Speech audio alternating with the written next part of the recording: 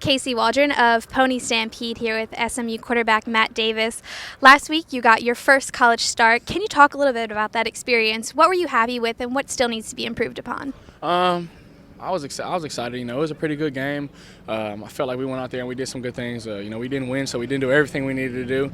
But I guess I'm happy with the way I competed. I feel like I went out there. I know that I gave my heart. I played my heart out. I gave it everything I had. I made some mistakes as far as a few bad reads and not staying on some reads as long as I should have. But I feel like overall the team is that we're coming around. And I feel like we're really. I feel like we're really playing our heart out every game. And I think that's really what we're looking to do.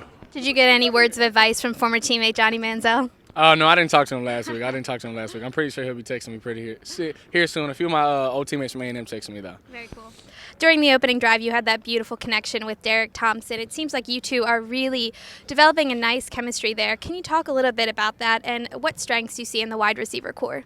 We got a lot of strength in the wide receiver core. I think that speed is another thing. I think that they're really, really aggressive. We come out there and they block hard, and a lot of them, in that group, they can make some plays after the catch. They can take a 2-yard, 5-yard pass and they can go for 10, 15 yards and stuff like that. But Bird, that first pass to Bird, I told him, I said before the play, I went to huddle. I said, I'll meet you in the end zone. He said, all right, let's do it.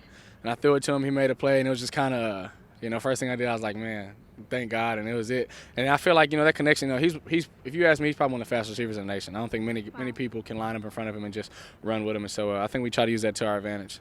You also had that nice play where you scrambled for 11 yards to keep SMU's hopes alive, ran it on the next play for a touchdown, and then ended up with the solid 2-point conversion to make it a 7-point game. What was the key to all that working? And from what you've seen on USF's defense, are you going to be able to see that success in this game as well? I think we will. I just think that most importantly, we just have to play SMU football. We have to execute the game plan that the coaches gave us, and we just have to do what they tell us to do. They're going to put us in positions. What's up, coach? They're going to put us in positions to make plays, and on some of them, when nothing's there, then that falls on me or falls on whoever's hands the ball's in, to make plays and.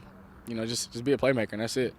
Last week, Derek Longoria said that you, along with Hayden and Zach Wood, really stepped up to be the leaders and motivators of this team. What did you say to them to really step it up in the effort department, and what do you say to them with the team situation as it is right now? I think that we just have to play with a chip on our shoulder. Being 0-8 is not something fun, and I don't think that that's a secret, but I just told them, I said, that feeling that we have after a loss, that's the motivation that we need to use. We need to strive to make another team feel the way we feel after a loss. And that's nothing personal, but it's just for us, we want to win. And I don't think that we want and we're going to settle for anything less.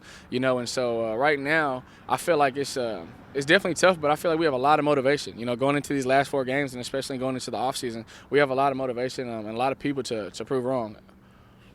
So what is going to be the key to getting this win this Saturday? I think we just have to play hard and execute the game plan. I know I say the same things over and over, but it's really, the coaches do a great job of putting us in a position to win. And those times when we don't execute, that falls on us. I don't feel like we ever go into a game we're not prepared, or we ever go somewhere and we don't know what we're going to expect. We know we're going to expect. We just have to do it. And so I think concentration is going to be cold out there. So I think that we just really have to be focused, tuned in, and just make sure we handle business, have fun. Winning is fun. And so, I think we should start doing that. All right, looking forward to it. Thank you.